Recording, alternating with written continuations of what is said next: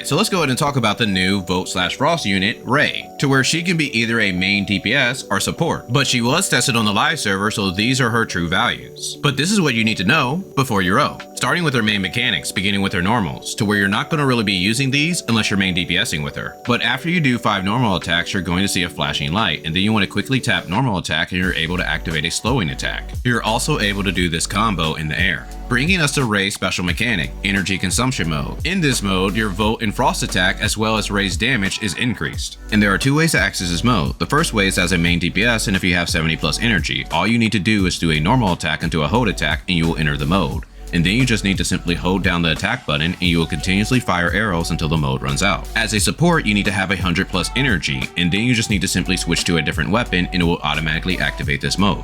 Bringing us to our dodge attacks. Like normal attacks, when dodging, you're going to see a flashing light. And if you quickly tap normal attack, you're able to fire homing arrows and receive 1 block of damage. But again, this is mainly just an extra tool if you're main DPSing with Rei, so this is not really used. Which brings us to her skill, which is one of the main ways that you're going to get energy, because once you cast it, you gain hyper body and 35 energy. Which brings us to her discharge, to where you don't want to jump cancel this because this also provides you 30 energy. Bringing us to her special features, to where she is a dual element character consisting of Vote and Frost, but do note that her attacks are considered Vote damage. And she has an S shatter and an S charge, to where her shatter is not very good but her charge is decent. And like Brevi, she has Force Impact, to where you can increase the Vote and Frost damage that the enemy takes. On top of that, if you apply Frost damage to them, you can freeze the targets, and if you apply Vote damage, then you can remove their buffs. But this does take away the Grievous effect. And then she has Fusion of Vote and Frost, to where she's going to take the best stats from your Vote and Frost gear. And of course, she has the Vote and Frost Resonance.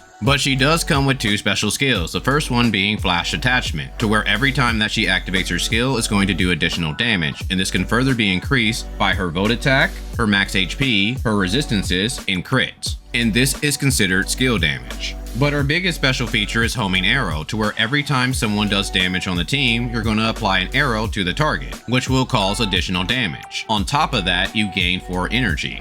And when you get 3 arrows on the target, it explodes and does additional damage. Bringing us to her trait, which is really good and is the preferred one that you want to use. But this is only for Vote teams and as long as you're in attack resonance. So now let's go ahead and talk about her playstyle. For her support, you're mainly just casting her Discharge into her skill, and you might want to weave in a couple normal attacks if you don't have A5, just to make sure that you have 100 energy. And then you simply want to switch to your main DPS. But as a main DPS, you simply want to activate your Discharge into your skill, but you only need to reach 70 plus energy, and then you just need to do a normal attack into a hold attack so that way you can enter energy consumption mode. And then simply hold down the attack button until the mode runs out. Which brings us to her Ascensions, which aren't really needed due to the fact that all they really do is just buff Rei's damage, especially if you plan to main DPS with her. Now her 1 star is a very strong Ascension, due to the fact that it increases your off-field damage. But if you're main DPSing with Rei, this does nothing for you. Whereas her 3 star is a big buff in damage, especially for Vote teams. Her 5 star is more of a quality of life Ascension by allowing you to get more energy easier, which allows you to enter your energy consumption mode more smoothly. Whereas her 6 star greatly increases your Vote and Frost damage, being her strongest Ascension. So now let's go ahead and talk about her teams, where she is pretty versatile and she can fit into almost any Vote or Frost team. So the strongest team is Brevi, Rei, and Nanye.